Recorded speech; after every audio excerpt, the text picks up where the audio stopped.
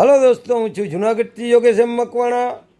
ખાસ જણાવવાનું કે જે સ્ટીલ કોઈન આવે છે 1 રૂપિયાનો, તે કેટેગરીમાં છે ને ઘણો બધો મોંઘો છે.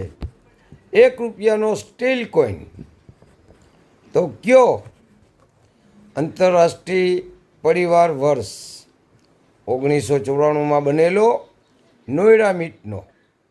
આંતરરાષ્ટ્રીય પરિવાર વર્ષ 1994માં બનેલો નોયડા મીટનો.